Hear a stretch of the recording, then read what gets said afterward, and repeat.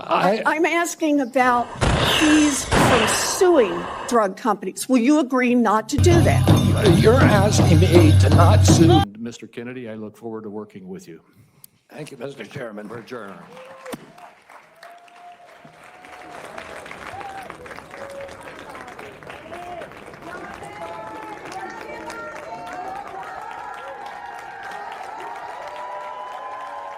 After sitting for hours during his confirmation hearing, Bobby Kennedy stands up like a boss, and gets cheers from the audience. People saying, "We love you, Bobby." And we're going to talk about it.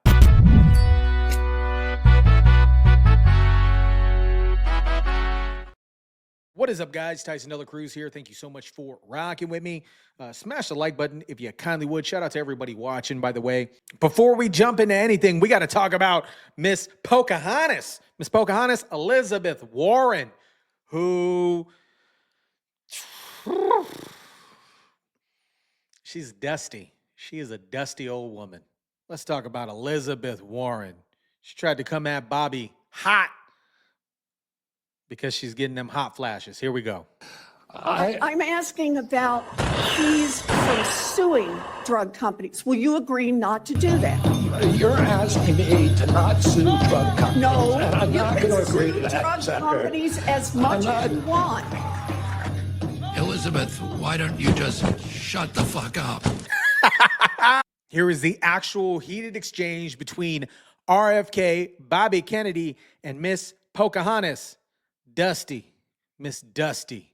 I'm asking about fees from suing drug companies. Will you agree not to do that? You're asking me to not sue drug companies. No, and I'm not going to agree to that, drug Senator. companies as much as you want. I'm not going to agree to not sue drug companies or anybody. So let's do a quick count here of how, as Secretary of HHS, if you get confirmed, you could influence every one of those lawsuits. Well, let me start the list. You could publish your anti-vaccine conspiracies, but this time on U.S. government letterhead, something a jury might be impressed by. You could appoint people to the CDC vaccine panel who share your anti-vax views and let them do your dirty work. You could tell the CDC vaccine panel to remove a particular vaccine from the vaccine schedule. You could remove vaccines from special compensation programs, which would open up manufacturers to mass torts. You could make more injuries eligible for compensation, even if there is no causal evidence. You could change vaccine court processes to make it easier to bring junk lawsuits. You could turn over FDA data to your friends at the law firm, and they could use it however it benefited them. You could change vaccine labeling. You could change vaccine information rules. You could change which claims are compensated in the vaccine injury compensation program. There's a lot of ways that you can influence those future lawsuits and pending lawsuits while— Hold up. He just straight up blew his nose while she was talking.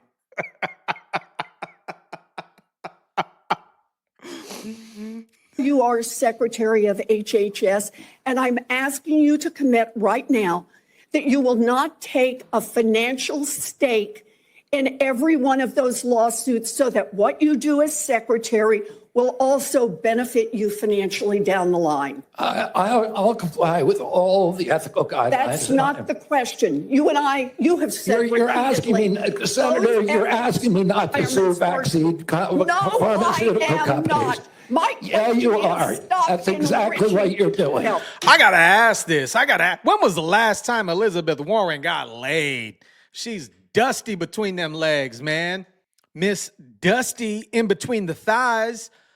Miss Senator Warren just asked RFK to commit to not using the revolving door to work for Big Pharma after HHS. This is pathetic when you consider how many of these senators grilling him are bought and paid for by Big Pharma. Warren herself has received millions of dollars from Big Pharma. Excuse me. Here is Miss Dusty Thighs, Elizabeth Warren, bought and paid for by Big Pharma during the recess of RFK's confirmation hearing. His answers are he intends to continue to make money off his anti-vax position. Look, he says he won't go to work for drug companies because the American people have a right to know that the decisions made while he is Secretary of HHS are only for the good of the American people. And yet, he wants to keep a piece of the action on every one of these anti-vax lawsuits. And what that means potentially is, as Secretary of HHS, he can make those lawsuits a whole lot more profitable. In fact, he may have the opportunity to bankrupt the vaccine manufacturers, and then nobody gets vaccines. Ooh, that means I'm not gonna get paid no more. My dusty thighs ain't gonna get paid no more. Are you worried that he's in the position to serve his own interests? That is the problem. He has said he will protect his right to make money off the position of Secretary of HHS. That means that every decision he makes could be for the American people or could be just to benefit RFK Jr. This is very interesting coming from a woman who's bought and paid for by Big Pharma. In RFK's opening remarks for his confirmation hearing, he talked about the relentless attacks on himself. Check this out. Chairman Crapo, Ranking Member Wyden, and members of this distinguished committee. I'm humbled to be sitting here today as President Trump's nominee to oversee the U.S. Department of Health and Human Services. I want to thank President Trump for entrusting me to deliver on his promise to make America healthy again. I also want to thank Cheryl and Kik and Bobby and all of my other children who are here today, and all the many members of my large extended family for the love that they have so generously shared. Ours has always been a family that has been involved in public service, and I look forward to continuing that tradition. My journey into the issue of health began with my career as an environmental attorney, working with hunters and fishermen and mothers in the small town in the Hudson Valley and along the Hudson River.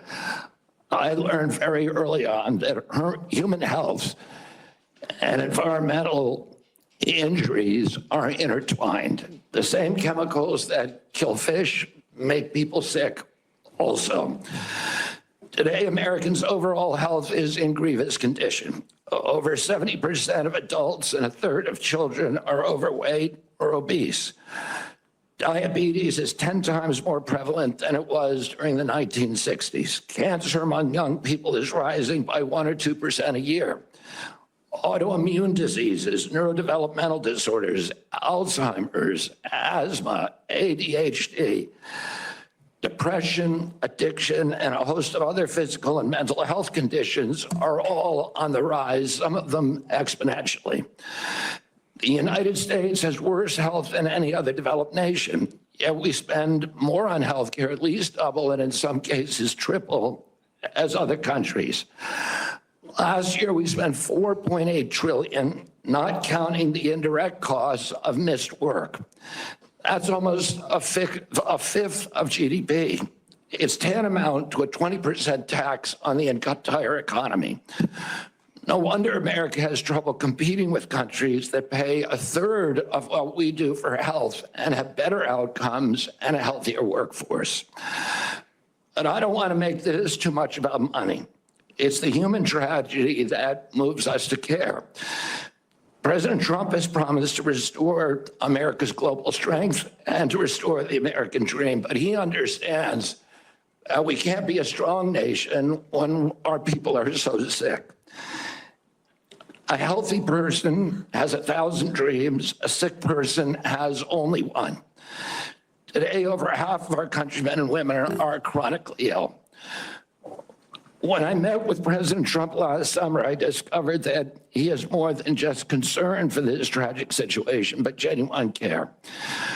President Trump is committed to restoring the American dream, and 77 million Americans delivered a mandate to him to do just that, due in part to the embrace and elevation of the Make America Healthy Again movement.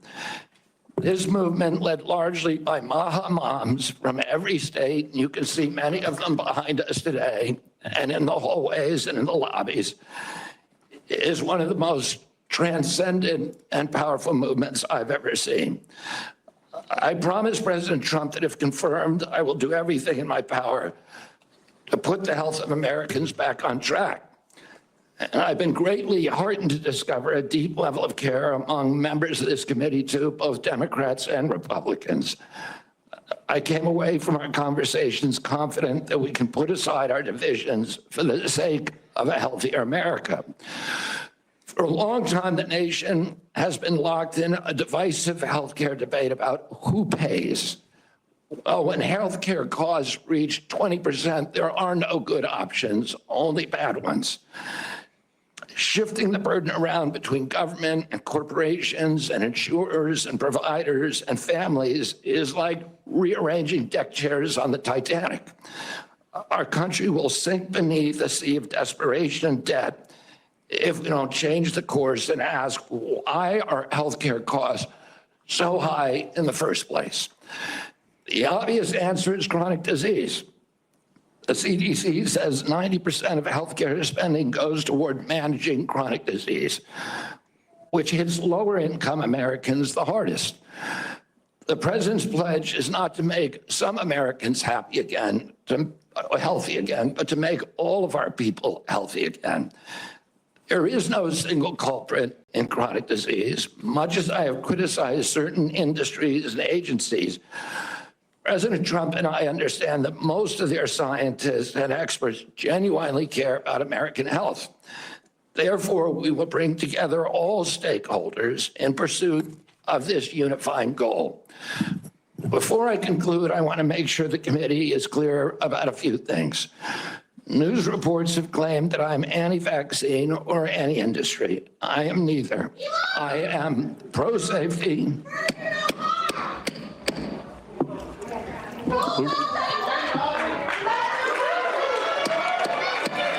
Let's go, Bobby. We'll have order. Please proceed, Mr. Kennedy. I am pro-safety. I worked for years to raise awareness about the mercury and toxic chemicals in fish, and nobody called me anti-fish. And I believe that that vaccines play a critical role in healthcare.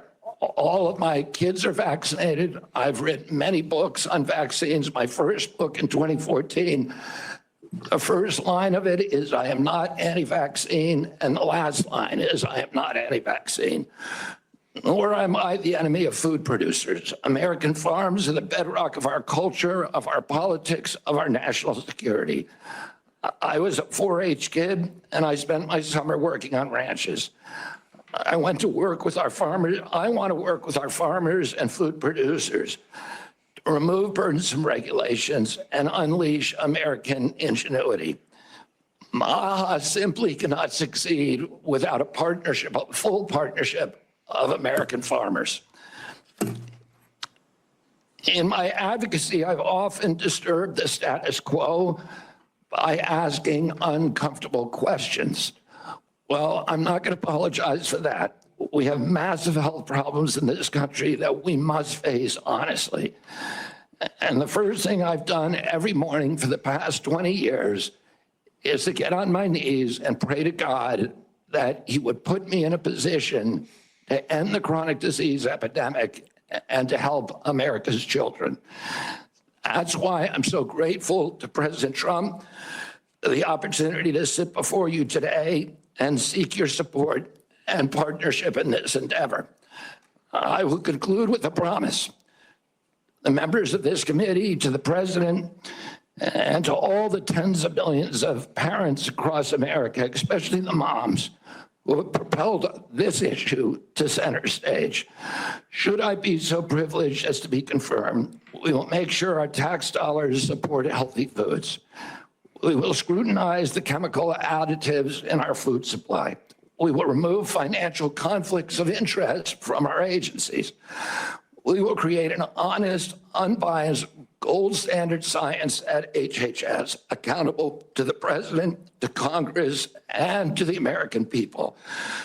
We will reverse the chronic disease epidemic and put the nation back on the road to good health. I love it. I love it. How many of you guys love it too? This is a huge upgrade, guys. This is a huge upgrade. I just want to reference this photo here because this is the current Department of Health, HHS 2021 from the Biden and Harris administration.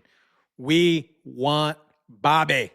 We want Bobby. Let me know what you think about the crazy dusty thighs, Elizabeth Warren. The crazy dusty thighs of Elizabeth Warren. She is crazy. She's absolutely nuts.